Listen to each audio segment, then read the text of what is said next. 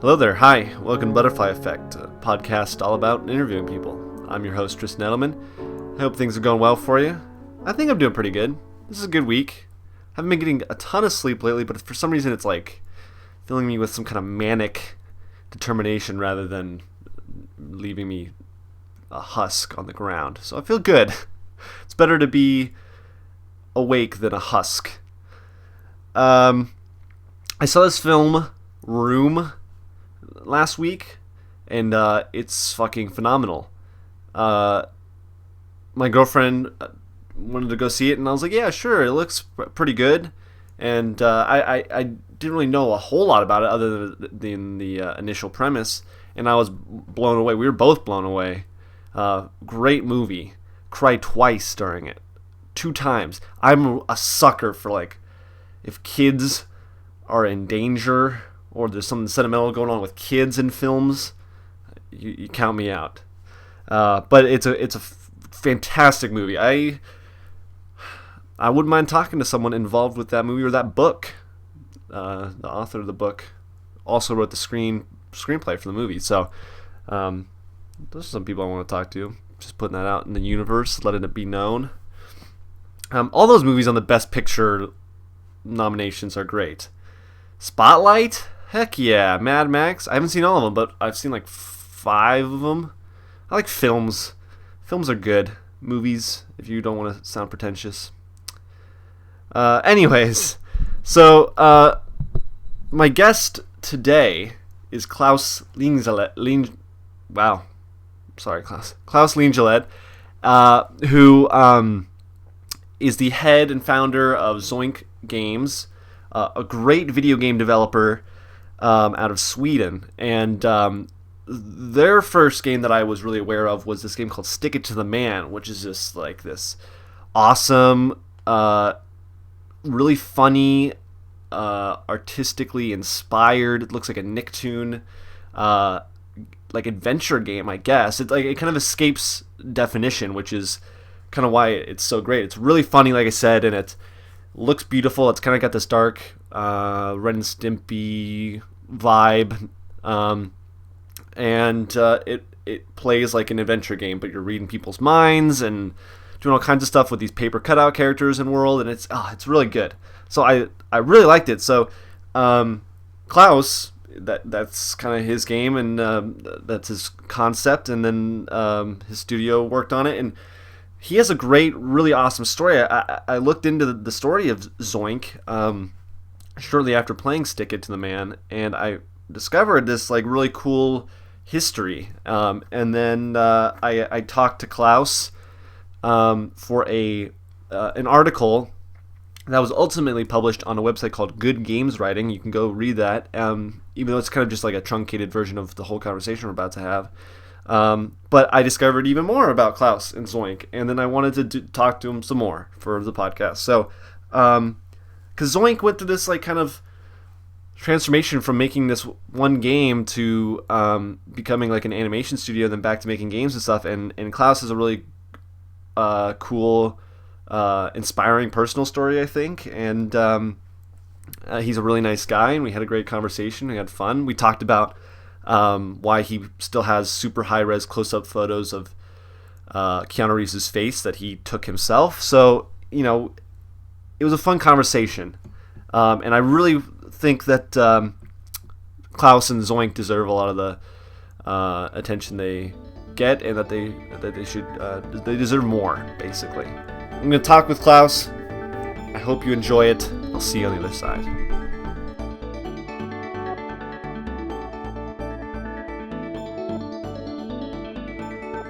Last time we talked, I think I had that. The next day we were going to have a release party, so we just had a release party, which was really fun.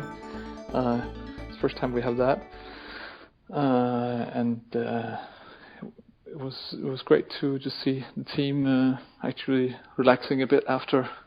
It's been pretty hard to finish it off, of course. We are still working on some things that we want to update, and a couple of things that I want to fix for single player before we release on the Steam version. But yeah, no, I mean, it's still very exciting to see how it goes, because it's not like we it doesn't feel like we just. I mean, I think a lot of indie games have something like that. That you release the game and then, you know, you kind of have to work it. Once it's released, you have to sort of work forward to sell it more and more to see that you get more and more fans and get more and more people interested into it. So it's going to be a long sort of journey with that. I think that we have to, you know, keep updating it and keep promoting it and keep getting more reviews and getting some of the bigger, you know, websites to actually look at it. And then once we get the Steam version out, we're going to try to get YouTubers and Twitchers and all that to play the game. So for marketing and to get it out there, there's still a lot of work to get done, you know. So. Right.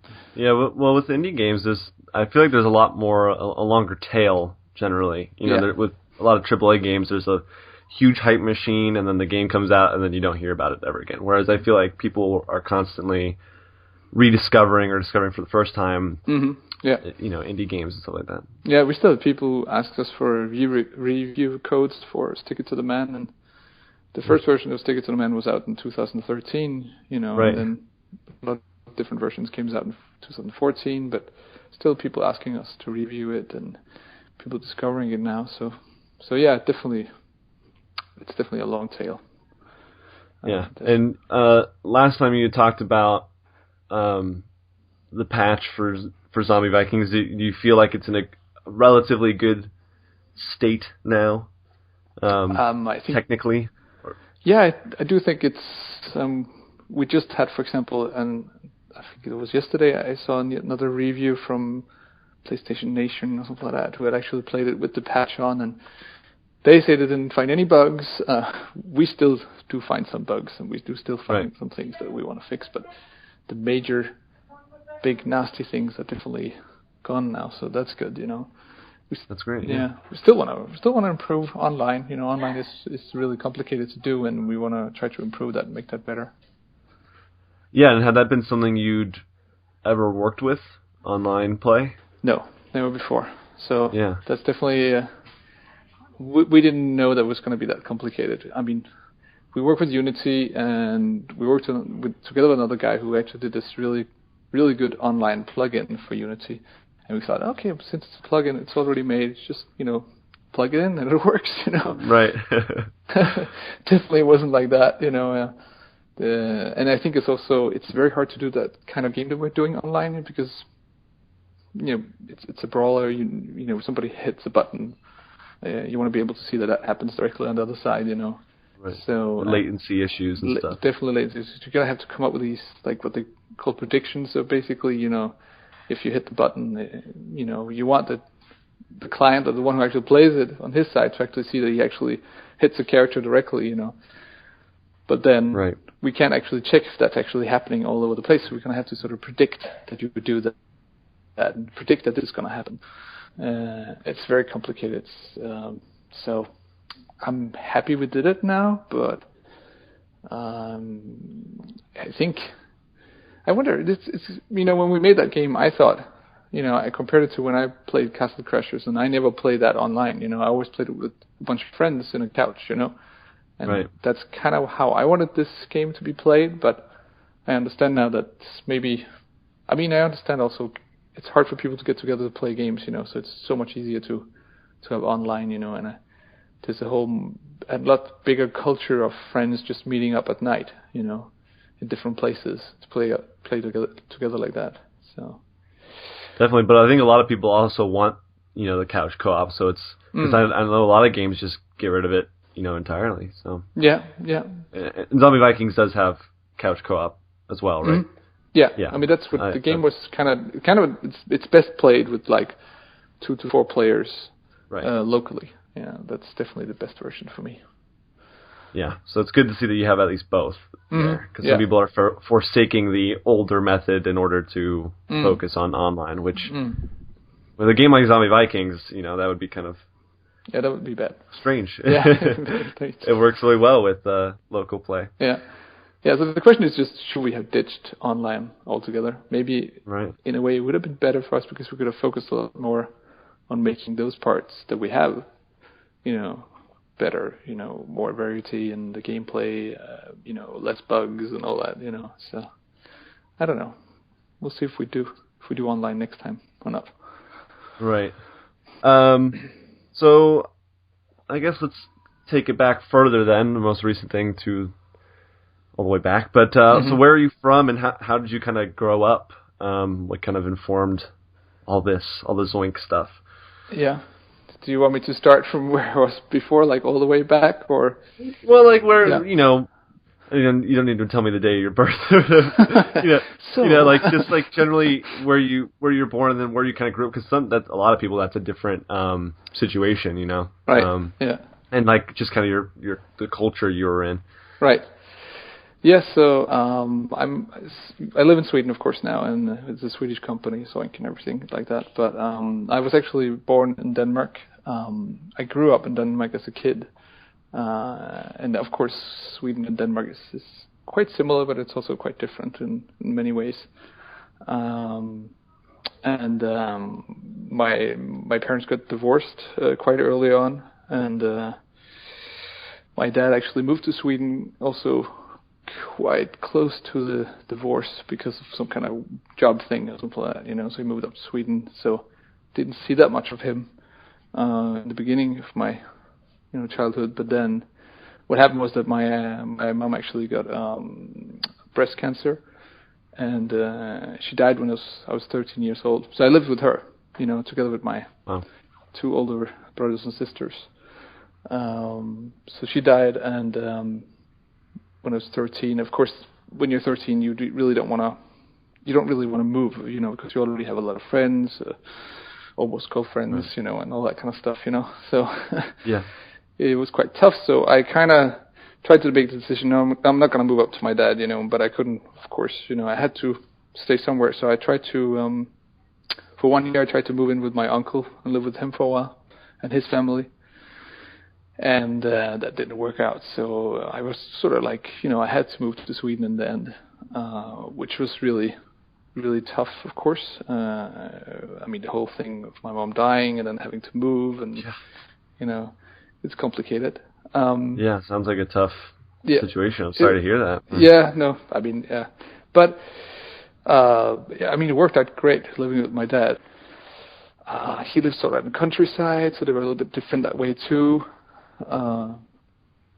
And I think that's why I kind of got into sort of computers and more geeky stuff, because I couldn't really spend that much time with the other kids, Right. I find that's common in the origin story of the people I've talked to, or not all of them, but it's just like there's this kind of disconnect between one kind of kid and then the other, and then I think so. I think and I've always been like very, my older brother's always been sort of like a big role model when I was a kid, at least. He was always, he was very early on with like skateboarding, and he was listening to Beastie Boys and all those cool records and all that stuff, So I really wanted to, when I was a kid, actually, before I even started, before my mom died, I started collecting record covers just because I thought they looked so cool, I just wanted to have the artwork that was on all the record covers, This is when you got those giant,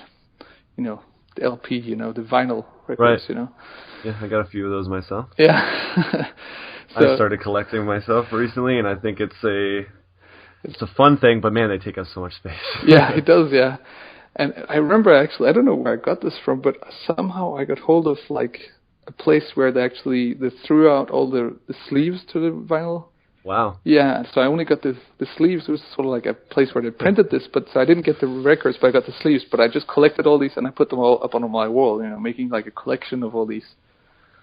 So, I don't know. Anyway, so I really was quite early into drawing and doing artwork, and I was pressing, my kids and the other kids in school about how good I was at drawing, and it was like my thing, trying to be popular by drawing stuff, So also early on, like trying to do fake, stupid graffiti stuff, and that whole sort of like skateboard graffiti, drawing cool logos, all that stuff.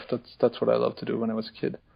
So were you in that scene? Was that like a scene that was going on in Sweden? I mean, it was more when I was in Denmark, actually. So then, Really? Okay. And I wasn't really in a scene where I did graffiti. I mean, I just was good at drawing on paper. What I really wanted to do that, but I was never really doing real graffiti, anything like that. Got it. But just the style of it, and all my drawings were kind of similar to that. Mm-hmm. But when I moved up to Sweden, it felt like that whole thing disappeared because it was much more in the countryside. They were a little bit. It felt like they were like 10 years later there. They were kind of after everything that happened. Right. Where I lived in Denmark was quite close to Copenhagen. You got a lot more influences from that. It felt a little bit more city life in a way, even though it was in the countryside too. But it was closer to that. Right. Anyway, when I moved to Sweden, I sort of got disconnected from everything. I had a few friends who were very nerdy, who of course had like an Amiga. Do you know what that is? Yes. Yeah. What year was this, if you don't mind revealing? Because if the Amiga's going on, is this... it must have been 80... What could have been 80? I would have been maybe 16, so it would have been... so 75, 80, so it would have been 88 or 89 or something like that, Yeah. Yeah. Okay. Yeah. Just trying to set myself what's going on with the games. But yeah, the Amiga. Yeah. And I remember I first bought an Atari, which was a big mistake, because it was cheaper, and none of my friends had that, so I had to ditch that pretty early on and get an Amiga. And my friends, basically all they did was they never bought any games. We always copied games and played a lot of games. Right. There was like this whole scene where you would get these printed lists with people who had games, and then you would buy bulks of floppy disks and copy them and pirate copy them, and it would go around like that. So you would have like a ton of games. We have so many games, it was insane, I think. Yeah, I understand there was a whole like PC, like in Europe especially, that never hit here. The whole gaming computer thing, like with the ZX Spectrum and stuff like that. Like that never really happened here to the same extent. No, exactly. It was more. I think you had more the console thing going on over there. Definitely, yeah. Now, for me, it was basically. I mean, there was also a thing in Sweden called personal computer thing, where basically companies could buy you a personal computer for home, and you would get it tax-free or something like that, Wow. So there was some kind of incentive for that, to get people to have more computers in Sweden, and that, I think that changed a lot in Sweden, how many people had computers. But anyway, the Amiga was something I bought myself, I just, and in the beginning it was just about basically copying games, playing games, looking at that. But then I got a hold of an animation program quite early on called I can't remember, something Disney Animator or something like that, and it was one of the first animation games where you actually could have like the kind of classic onion skin, where you could see frame by frame what was happening, but also see the frames that was animated before. Mm. And I started doing some animations, and did like a little tiny short animation, and a friend of mine at school saw that. This was probably first year of high school, something like that, I could imagine. Anyway, and he saw that and he's like, "Oh, you really got to be part of our demo group, So the demo group was something that was quite big in Sweden and in all the Nordic countries, where people. Have you heard about this before? Do you know what it is? No. The demo I'm scene? not familiar. No. So what it is basically, it's kind of like programmers and artists getting together, and probably some musicians, and what they try to do is they do almost like a music video where somebody to try to program the computer to do something really awesome looking, So it could be like, for example, like at that time, like bouncing spheres or something like that with like highlights on. It's quite hard to, but it was about showing off how cool you could actually program the Amiga to be, how much artwork you can show on the screen. I remember, for example, in Atari, it was about like how big scroll font could you have on the screen, really ridiculous, It's basically just displaying a giant font over the screen, scrolling with a message, basically, with maybe cycling colors or something like that, and then adding like a chip tune to that, animating it so to fit it together, And that then evolved into like basically almost like tiny music videos or something like that, you know, where everything was coded or somebody pixeled like a super nice font or something like that, you know, or a really cool logo. So they ended up having like something like called like demo parties where people would get together and there would be a competition, and there would be like, okay, you got like 24 hours to code something amazing and show it off, and then people would vote for it and see who actually won. Wow, that's a great idea. I think that would be a great like YouTube series now. Yeah. Of like some like, you know, retro programming video of like whatever you guys would have come up with. Exactly. That fits really well even today now. Yeah, it still exists. I mean, there's DreamHack, which is kind of like one of the oldest ones that are still there, where people get together and basically try to show off. I'm not following it anymore, but I know it was huge. And anyway, my friend there at school, he was part of like a demo group, you know, and it was a really shitty tiny demo group. Called Obscene, something like that. Oh, so there are names and stuff like that. So it was actual. Wow, okay, I didn't. Yeah, no, they all had names. names. Yeah, there was Fair Play, Obscene. There was all these like cool. It was like you were a rock group, basically, you know. Wow. Yeah. Huh. Anyway, so it's like, sure, I can do some animations for your next demo or something like that, you know, and you can put that in between all the other cool stuff you're gonna show off, you know. Or I started pixelating stuff, and you use something called like, it was called Deluxe Paint, the program that everybody used to paint stuff in, you know. So it became better and better, sort of like pixel art, you know. And then one of those meetings that we had together, it was basically always meeting at somebody's parents' apartment and then sitting in for a whole weekend just like hacking and building this stuff, you know. I met a guy there called Daniel Strandgren who was working on a pinball game basically, and he had no art or anything like that, and I thought, wow, that looks pretty cool, you know. And I was like directly, why don't we just make this game instead, you know? Nobody else really wanted to do that except for him and me, so we decided, okay, we'll just continue with this game, and that's how I started my first game basically. What was that game? Did it end up going anywhere, or was it just kind of like a little thing that you guys made? So we worked on it for almost like, I think, through whole high school and a little bit after. I mean, it was like 3 or 3.5 years or something like that we worked on it, and I kind of started to study to become a math and physics teacher. At the same time, I was working with him every weekend on this game, you know. And after a while, it just became so good looking that I contacted a British publisher. I mean, at that time, all the publishers you could find were all in England, basically. There was nothing. I mean, there's still very few in Sweden, but at that time, that was the go-to place, basically, you know. So I got in contact with one there and actually got us a contract. And I was. Who was that? What was the British publisher? Still around? No, they're not. But they were called 21st Century Entertainment or something like that. Yeah. And they had published a couple of other pinball games before. And one of them were actually a Swedish game called Pinball Dreams, which was made by a company called Digital Illusions, which is actually DICE today. I don't know if you know who DICE. Oh yeah. DICE is a weird history. I've like looked into some of their just the early stuff they've done. Right. And it's kind of weird. When we and that was kind of like how I think Daniel got into it. He was like, he saw these guys, Digital Illusion, making pinball game. He's like, I can make a better pinball game than that, you know. Typical, you know. I can make a better pinball game than DICE. Yeah. Even though they weren't called that then. Yeah.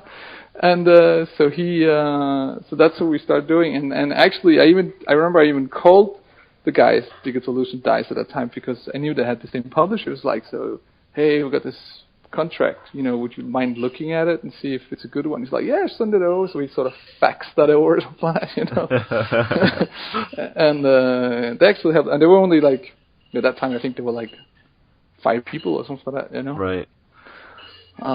So we signed that contract, and of course we got totally screwed with the money and everything, but we were super happy we just got anything for it, you know.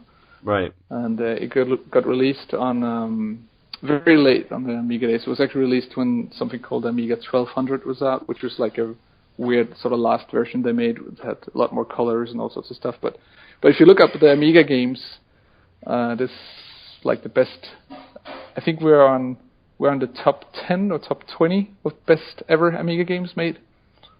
Wow. What's the name of the game? It's called Slam Tilt. Slam Tilt. Yeah, that actually happens when you tilt your pinball game too much. If you actually push it too many times, it goes slam tilt and you lose all your money. Right. So it was just you and this other guy. Did you create a little development studio? Yeah. Did you have a name, or did you just go under? No, we did. So we call ourselves Liquid Design, and we were basically just me and him. And then I hired a musician also called Tristan Ettleman, and he started making music for it. And Christian ended up, for example, do you know the Swedish company called Avalanche Studios or Avalanche, who makes, yeah, they do Max. Just Cause, right? Yeah, and Mad Max. So he was actually one of the main musician guys at that company for a long time. So he sort of, turned out to become he worked for a lot of different companies for many years doing music. So yeah. Well, it sounds like there was a little community that budded up into big things, because you mentioned that there aren't many publishers in Sweden anymore necessarily, or never were, I guess. But there seems to be a lot of developers that come out of Sweden. Definitely, yeah. And I think a lot of them, started similar to what I did. A lot of now I don't know the history that well, but I know that there's a lot of companies there are. Like DICE, for example, I think before they made pinball games, there were also a demo team. Well, it sounds like that incentive or whatever that I guess the government had in place kind of affected a lot of people. It sounds like it kind of made things progress along. Definitely, that also helped a lot. There. Yeah. It's interesting. Yeah. So that's, I guess, kind of how I got into it. And you were you going to, I guess, university? Mm-hmm. I went to university at the time that you're making this game, and did you finish that out? No. So you dropped out to make games, basically? Yeah, I did. So I was supposed to be a math and physics teacher. I took 1 year. When you do that, you do different courses, and the first course was basically a whole year of just math, which I thought was pretty fun actually. But it's super hard math, it's much worse than the stuff you read for becoming an engineer, for example. I don't know why it's super tough, but it is. And then the next year was that you had to go out and actually try to teach kids for I think it was a month or something like that, sort of like an intern at a school. And I came from like a student teacher. Yeah, so I was I did all the math, and it was really interesting. And I came out to a school where I had to tell second graders why 2 + 2 is 2, or something. It was 4, See, I don't even know.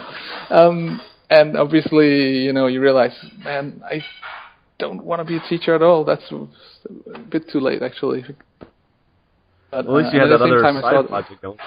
I know, and it was going pretty well, and we just released the game, and it was actually selling a bit, and it just felt like, okay, we have to do something with this, and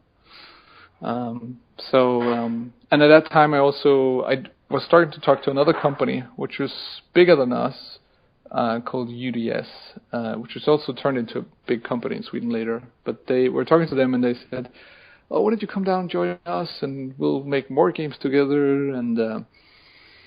And basically, so we said, "Okay, well, let's do that." So we moved to another city together, and at that time it was really interesting too. UDS, that company, they were basically just a bunch of guys who had rented an apartment, and they lived in the apartment at the same time. They also worked in the apartment. So they were sort of like a weird, almost like a collective, almost, Yeah. Where they were sleeping in some rooms, and then they were working in the other room that was an office, Right. And they sort of put all their money together and bought food together, and so we got an apartment right under them and started working like that too. And then it sounds like a common situation in kind of those early days of of games. I feel or even just technology in general. People working out of their garage or out of their exactly. And it's spare rooms or whatever. It's a funny story because for example, the friends I met down there, one of my best friends there, Oscar Berman, for example, which was a programmer for one of the games that I worked with him down there. He's actually head of Rovio today. It's called. Wow. There's another one. There's another studio. Exactly. And Peter Zetterberg, who was head of that sort of company or the group we were at that time, He is now head of a big part of Microsoft that just takes care of Mojang. And he was also right, yeah. he was again yeah, and he was like the guy who actually put the whole Mojang deal Wow. in motion, making sure it was sold. I talked to him sometimes, and he showed me oh, here's the text message that I sent to Notch Wow. asking him if he wanted to sell, and it's like, here's when he answered, Fascinating. Yeah. So that's a very interesting aspect that you're getting a look into there. Yeah. So they haven't really talked much about the deal beyond that it happened, Yeah.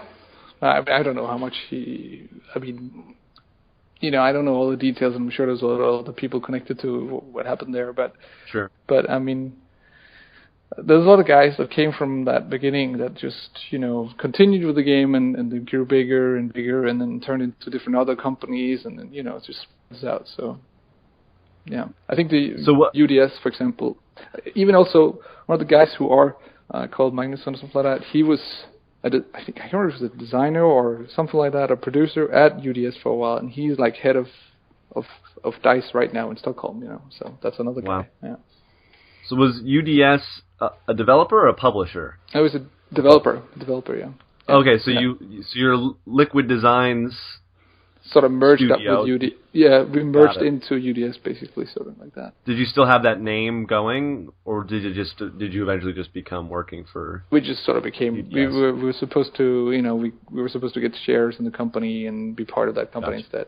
And I think that was a mistake for me actually, because I felt at that time it's like, oh, it's better that we work together with somebody bigger, Right. But I think we should have stayed on our own, because I ended up actually not being that happy together with them. We tried to get a pretty big. This was the time where we turned in from making actually like. First Quake just came out and it was a huge hit, and everybody was starting to make their own 3D engines. It was the whole part of actually creating 3D engines, that didn't really exist before. And this was also before you could buy any kind of engine. You had to make your own engine to actually make a 3D game, and everybody had to make 3D games. But suddenly, for a long time, when I was at that company, we were just like, I was waiting for programmers to actually make an engine so I could make a game, and that was very frustrating, And a lot of the things that they made in the beginning, also because it was very programmer controlled environment, because of course whatever the programmer could do was what the company could make of games. You couldn't just come up with any game idea and say, this is what I want to do, or like stuff that we do today with Zoink is totally different, because it was really depending on what could the programmers actually put together, it was so complicated, For example, a lot of programmers liked physics, so we turned up with a lot of driving games, because there's a lot of physics, and that's very interesting for programmers to make, if you just got into physics, So for UDS, for example, it ended up being a lot of driving games, and I felt I really wanted to do something much more story-based and much more sort of character design. I really still liked artwork and was drawing a lot, and I could see how in the US that's where, you could see that the thing that was happening in California was that you were sort of trying to merge together games and cartoons and movies, and all that whole thing was sort of melting together in some weird way. You got influences. There are people who used to work at, Cartoon Network would start working with game studios, and then you got these kind of like mixtures. And one of the companies I was looking a lot at was, for example, I really enjoyed Earthworm Jim, for example, which was also turned into a cartoon at the same time as they were doing a game. And then at some point the game came out called MDK, which was really creative, I thought, really interesting. And I basically decided, well, I'm gonna apply for a job there, see what happens, This is at Shiny. Yeah, this is Shiny. So I applied for a job at Shiny Entertainment right after MDK came out. And I thought, I really want to work with these guys. These guys are amazing, And weirdly enough, I actually got a phone interview with them. And just through a phone interview, I got the job. So it was I think I was super lucky. I just came at the right moment, Yeah, well, was this like? Because when did Earthworm Jim come out? Was that like 94? Yeah, something like that. 93, something like that. Yeah, So it was like yeah. a year or two years later or so. Yeah, and I think when I was applying for a job, it was like, when did I go to the U.S.? 96, 97 or something like that, you know? Yeah, so that makes sense. Yeah, something like that. But MDK was really the thing that changed everything for me, just the way they made that game. Anyway, and when I came over to the U.S., this is really weird too. You're like, I was just turned 23 or something like that, you know, and I've never been to the U.S. before.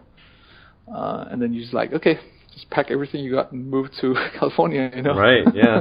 Insane, you know. In California, of all places in the U.S. Yeah, exactly. First place to go, yeah.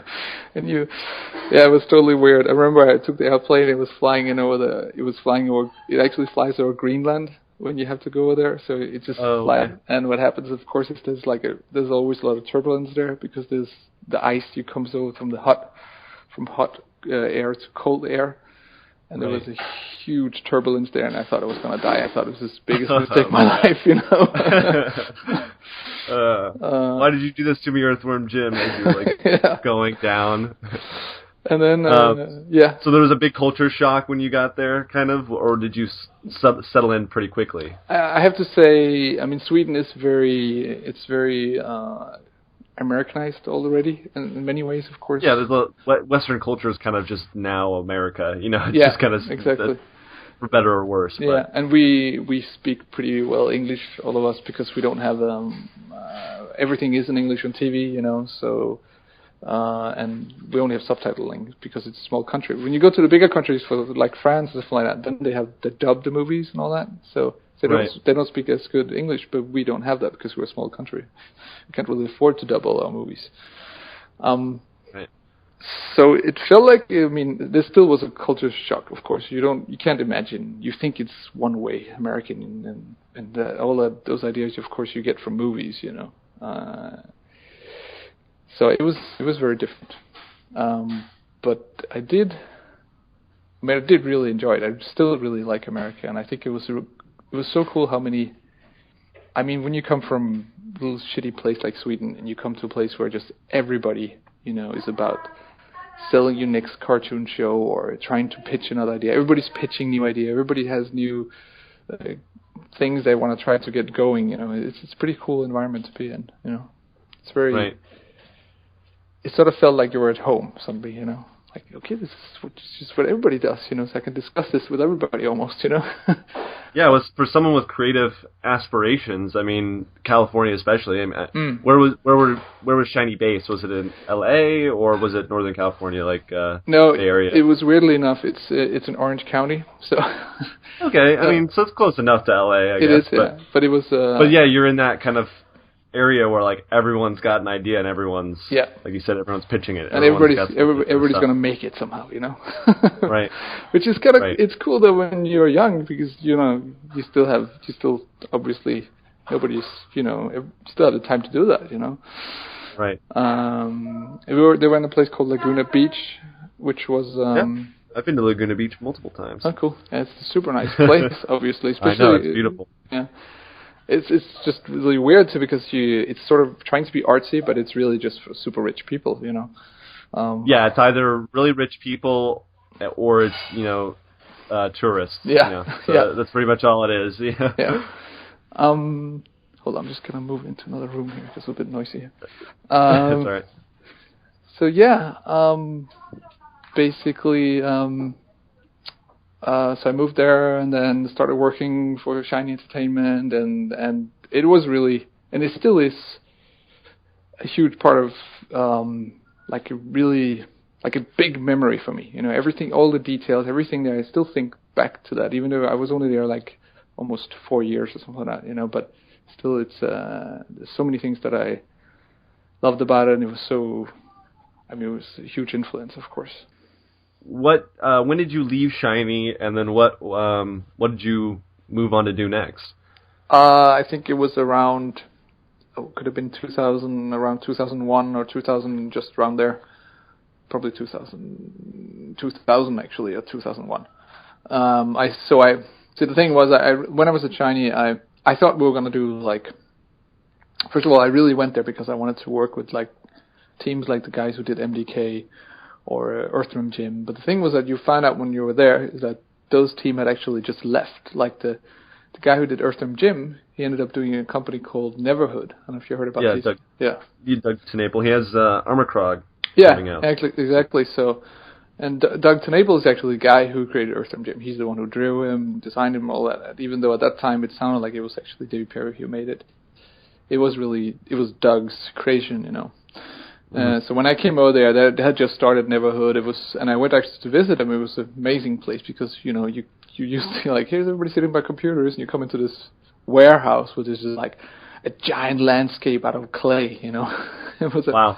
It was amazing to see that. You know? Yeah, because that was a claymation game. It was the first claymation game, sort of like that they actually made, and then that whole way, and it's just the same way as they're doing Armorkrog right now. And Armorkrog, of course, is like spiritual success. I mean, the character looks almost the same. It looks very similar. Well, it's I said it's coming out soon. I guess it's already out. Huh? I think it is. Yeah, I think it is out now. A few days ago. Yeah. Yeah. So they weren't really there, even though it was cool to meet them and see them and be around there. And then the guy who did MDK formed another company called Planet Moon, who moved up to San Francisco. Met with those guys too a couple of times. They were really good guys. He's actually running a Kickstarter right now, Nick Broody, called First Fury or something like that. Anyway, it's sort of spiritual successor to MDK and Citizen Kabuto, or Giants, it was also called. Anyway, I just backed it today, actually. So. Oh, okay. Oh, I did see. I think I saw you tweet something about it, or like it was an automatic tweet or something. Yeah, exactly. Anyway, so those guys left, so it didn't really feel like the company was actually doing that anymore. They were sort of starting to do more and more serious sort of games, and it was also the same time as games were turning into sort of more AAA sort of style with everything. Everything had to be very focused on being sort of serious or realistic looking. And it was this whole thing, we can do something that looks realistic, so now everybody has to do super realistic stuff, you know. So it went from Messiah game, those guys actually started working on Enter the Matrix, the first Matrix game.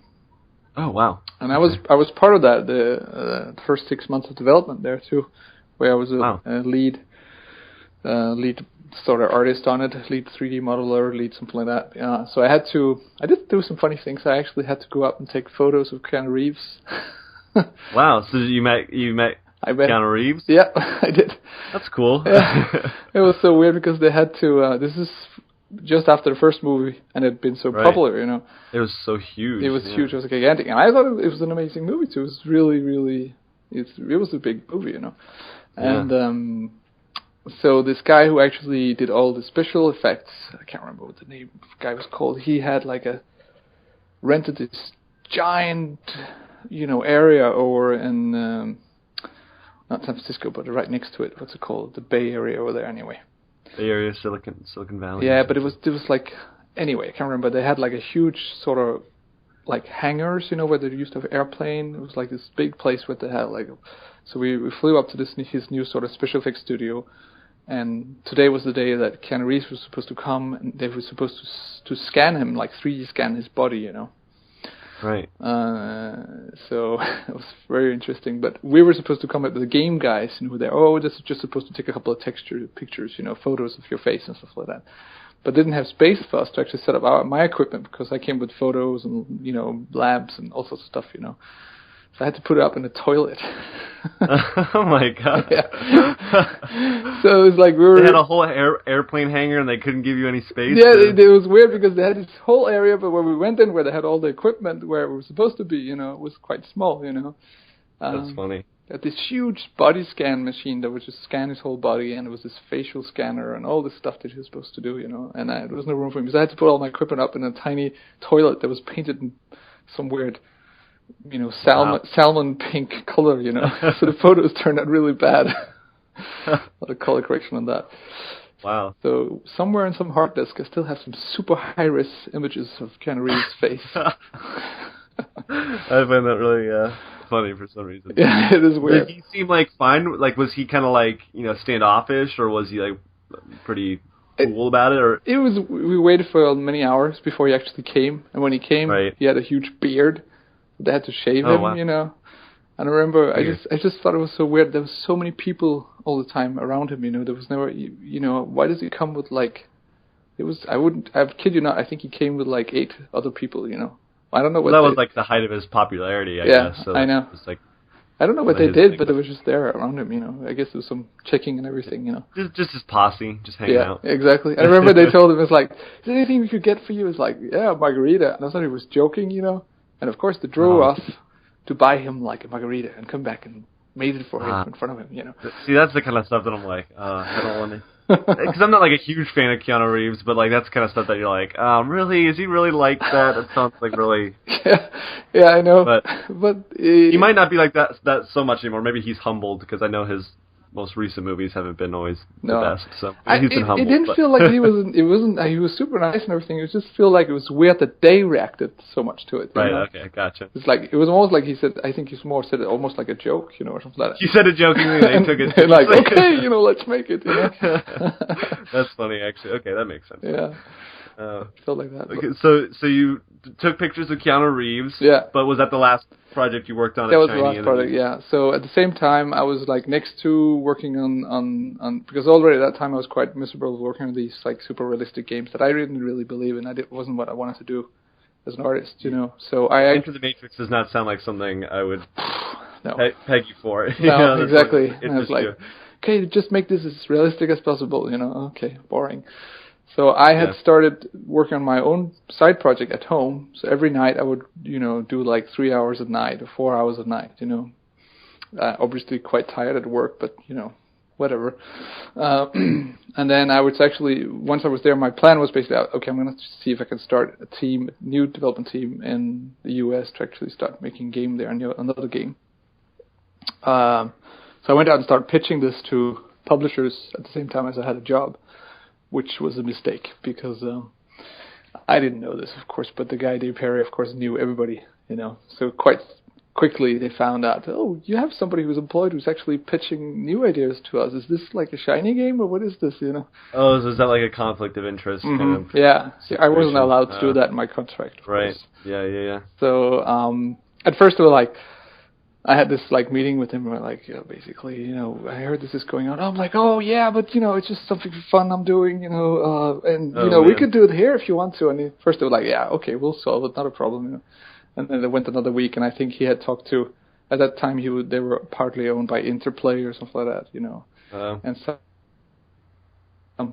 somebody heard something, and then I sort of got kicked basically because of that, which was good, you know. So I got fired, or I had to leave, you know, or whatever you call it in America. I don't know. Yeah, it's what I need. I need to get out of there basically. So, and then because of my visa, I had a visa in America. I don't have a green card or anything like that, you know. So once you're out of the company, you basically have like, I don't know, 3 months or something like that before you have to find another place to be in, or you basically have to leave the country, you know.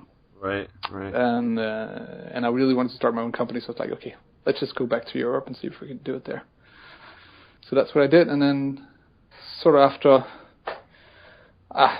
long story short is that basically I decided to start a company where we are now, in Gothenburg, and at first I started out just as a single person selling my ideas.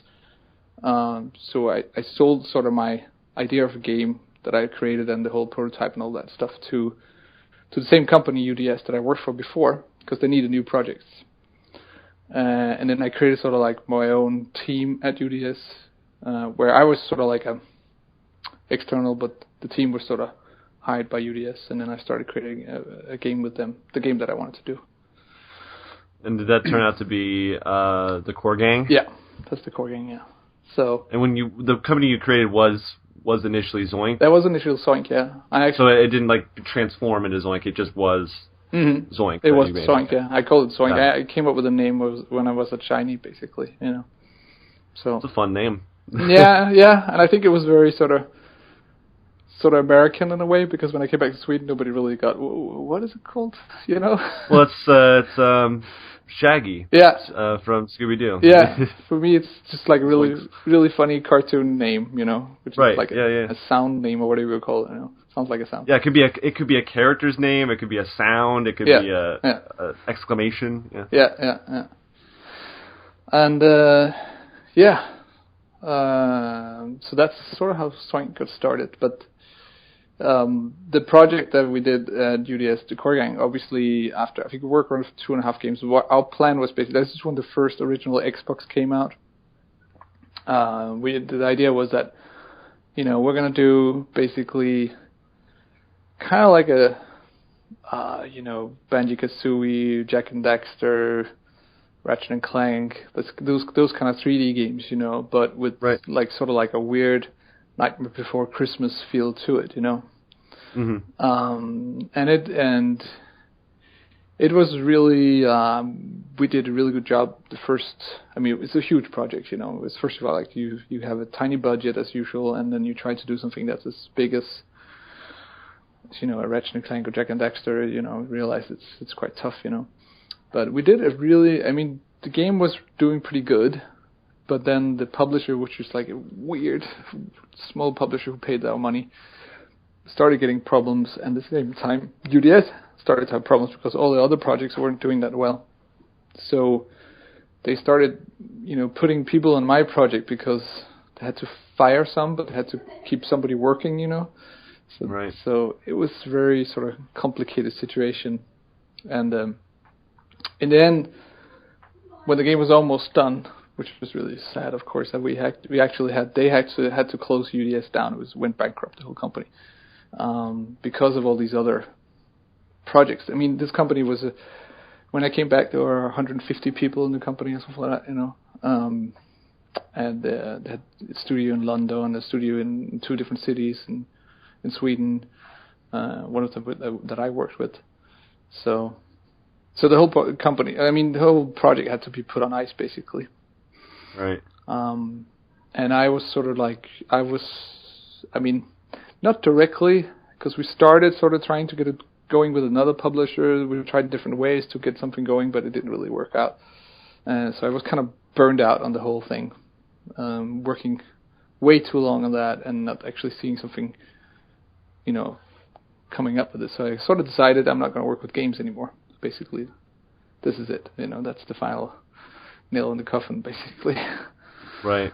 So me and another friend, we decided we're gonna try to do it like a short 3D movies instead, So we started to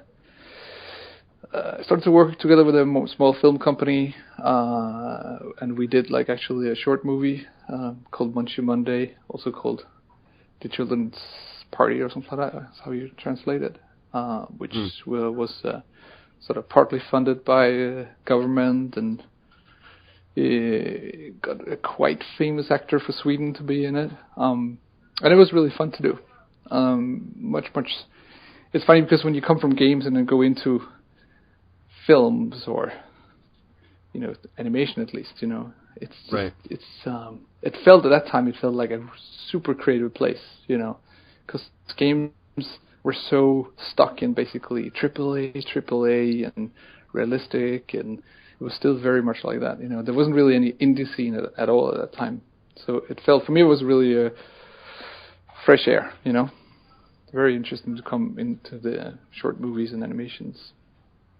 So you did animation stuff, and you went into kind of like advertising and doing commercials and stuff like that. Yeah, eventually what happens, of course, is that when you do short movies, you also realize there's really no money in it at all, Right. So you're like, okay, that was just fun to do, but I'm not making any money, So you've got to say, well, what can I do? And then people come, they see the movie, and they're like, oh, well, we need animations, we need this commercial, we need this, and then so Zoink slowly turned into, it's like, I was actually called Zoink Animation for a while. We were just doing animation.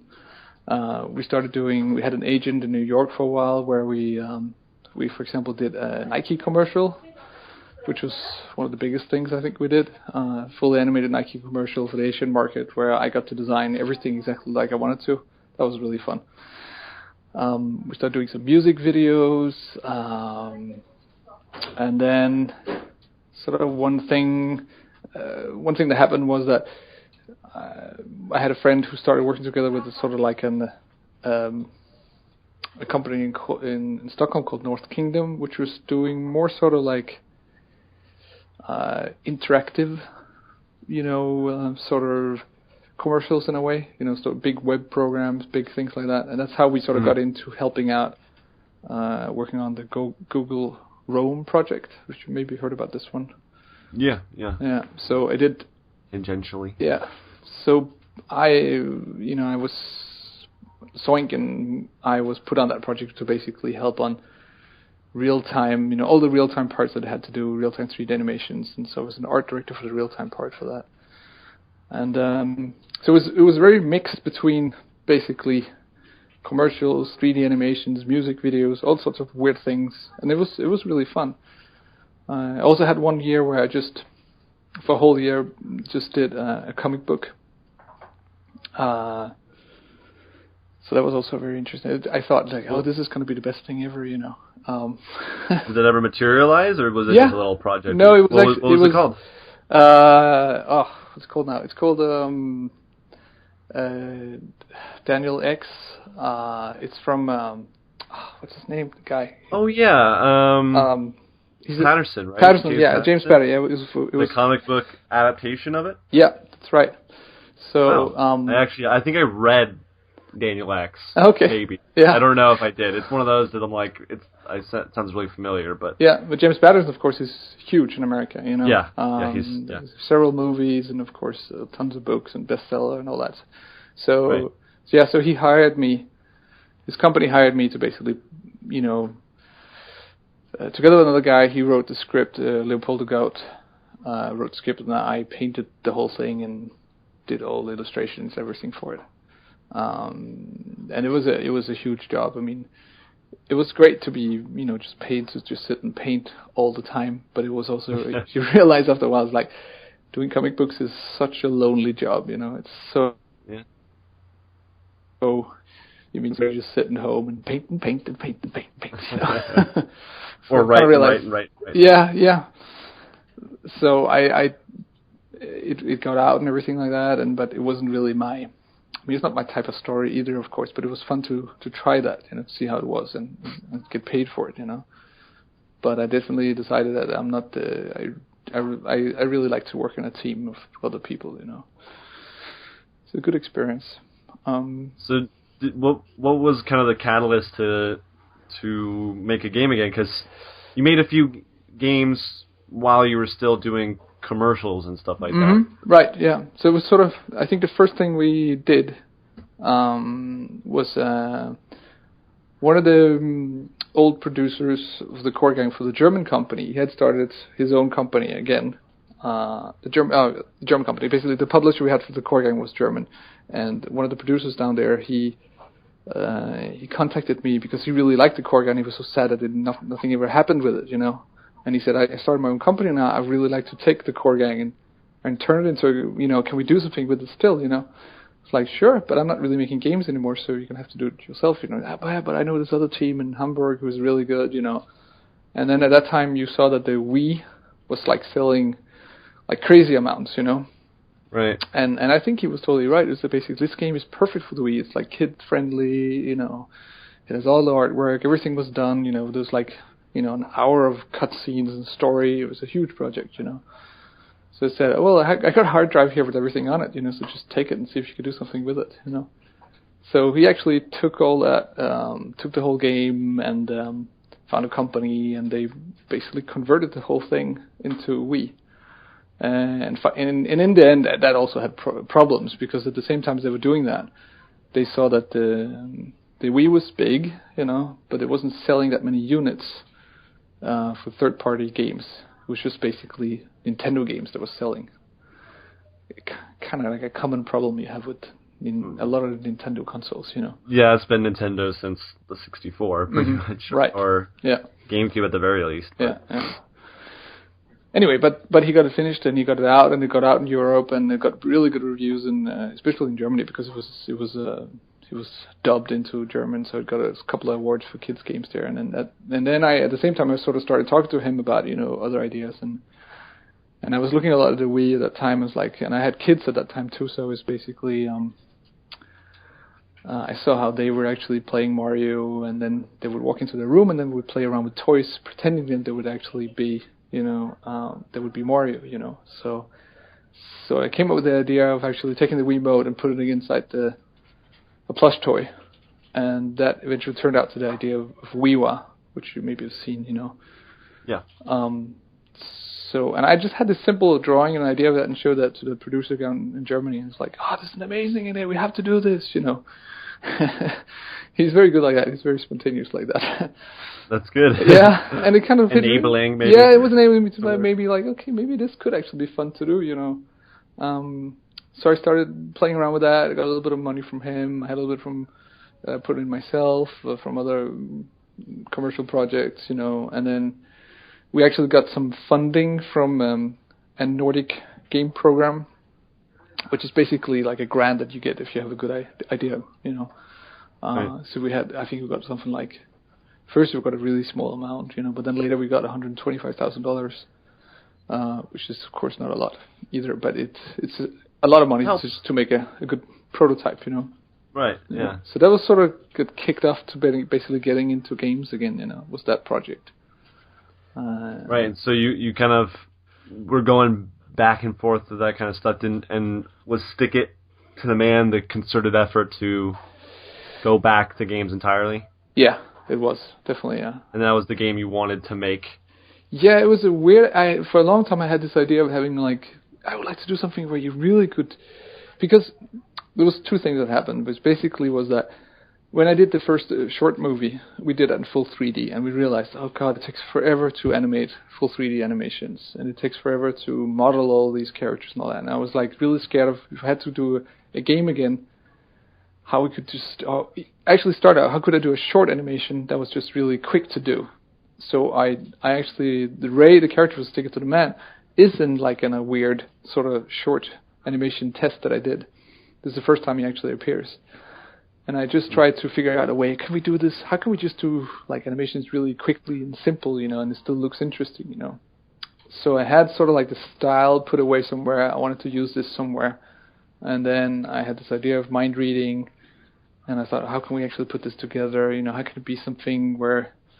So I took that style for the short test movie and put that together with the story, and then just started working on it like that. And the first thing we did for Stick It was actually because I didn't have any coders at the time or anything like that, so we just basically put together a really good-looking, great trailer for it, basically, with no gameplay at all. But because that was what the guys at my company were good at that time, they were good at doing commercials and animations, Right. So that's kind of how that kicked off, and started showing that around to a couple of publishers. And at the same time, of course, Unity came out. It became a lot easier to actually make, games. You could see that. And in between that, we had also done, we started out, since we saw how the whole iPhone thing was happening, and you could do smaller games and quite make a lot of money. So we did, for example, Swing King, which is like an iOS game that we made. Sort of also one of the, almost like a test of making games in Unity, basically, Like dipping your toe rather in the water again, getting ready for it again. Yeah, and it was also basically you just start seeing that, there was just so many much more creative games coming out suddenly. It wasn't like this AAA environment anymore. It was really looking like it was fun again to work with games. Smaller teams making really interesting stuff. You could sell things in different ways. You didn't have to have a publisher. So you could sell to much smaller groups. That you could make something that's a little bit more special, and you don't have to hit the common denominator or something like that. Oh yeah, lowest common denominator. Checkbox of yeah. whatever needs to be in there to sell well. Yeah, exactly. Yeah. I mean, everybody turns out to being this kind of gray adult guy. Right, exactly. They all look the same, This faceless kind of, what is it? Yeah. 18 to 30-year-old male, white male. Yeah. Yeah. I mean, so it was sort of just looking like it was fun to make games again. And then at the same time, Unity came out, and it just looked like we weren't really, like I told you how I grew up with basically being in companies where programmers decided everything, and Right. if you didn't have the guy who would make the 3D engine, then you were just screwed, basically. But here was it was like somebody who invented a camera and gave it to you instead of every time you had to make a game. It was like, oh, let's just put the camera together. Or every time you make a movie, you like put the camera together first and then make the movie. Right. Here it is, just start making it. It's obviously not as simple as that, but it's still right. a lot simpler. I think that's a apt analogy of how it went. How tools like that, especially for just like even for amateur people, are just kind of opening doors for just like random developers and stuff like that. Exactly. To come up. Definitely, yeah. It's much easier now. In the future, it's going to be like everybody writes. You know how everybody writes a book. Oh, I'm working on a book. Everybody's going to the future go, I'm making a game. Good luck. Yeah, that's kind of just how everything's going to be, because it's going to be, oh, I'm just making a movie, or this, oh, I'm doing a podcast. Everyone does a podcast, So it actually, that's like a concern people have, is discovery and stuff like that. It's an exciting future, but also a scary one. For anyone else trying to come up. It definitely is. Basically, you're gonna have to. What is good about it is, of course, that if you're gonna make something there's gonna be. Oops, hold on. No, I mean definitely it's. I don't know. I mean, I guess it's good that. I think if you look at all the books that have been made today, there's many books that comes out, but there's only a few of them that actually becomes bestsellers, and that's how it's going to be with games and how it's going to be with podcasts and everything, It's only the cream rises to the top, I guess. Yeah, exactly. Ultimately, but so I guess just to kind of wrap things up a little bit here, what are you looking forward to in the future here? You're still kind of wrapping up on Zombie Vikings, but I know you have some other ideas in the pipeline. I don't suppose you could talk a little bit about those, but I think it's going to be interesting for us as a company now to have. We're trying to have two different projects going at the same time. So we're already working on another project called Fae, which is very different, of course, from Stick It to the Man and Zombie Vikings. It's going to be really interesting to see how that goes. We're working a lot on it right now, so I can't say too much exactly what it's going to be, but it's very different, and it looks amazingly good already, so that's always good. But I also think it's just going to be interesting for me to see if we can manage to basically have two teams at the same time, and I think it would be really... there's so many possibilities once we come in that... there's a lot of things that I really want to try out, and when you have there's a little bit more people that you can try things with, then it becomes much more fun, Right. Yeah. Makes sense. So where can people get Zombie Vikings? Where can people follow you on Twitter, all that stuff, to find your stuff, basically? Right. I think the easiest, of course, is to follow Zoink Games. So that's at Zoink Games. Zombie Vikings can be bought on PlayStation Network right now. It's also coming out in Steam, but probably in like 1.5 months or something like that, I would say, as we're still fixing a couple of things on it. And if you want to follow me, it's a little bit more complicated because my name is, but it's Klaus Lyngeled, so it's Klyngeled. That's my Twitter. That's it. There you go. I really appreciate you coming on, and I'm glad we could actually get it in the can this time. Yeah.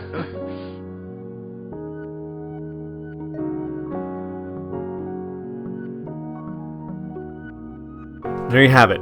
Go buy Stick It to the Man, Zombie Vikings. Support Klaus and Zoink. They make great stuff, and I want to see what comes next from them. So next week on the show, I have Ross Everett on, and he is a comedian. You probably know him best from being on SourceFed, the YouTube channel. He was a host there for quite a while, and we had a great conversation. I'm not going to lie. I was really excited to talk to Ross. I was a big fan of Ross. I still am a big fan of Ross. I don't know why I said I was. And and we had a great conversation. Really down to earth guy.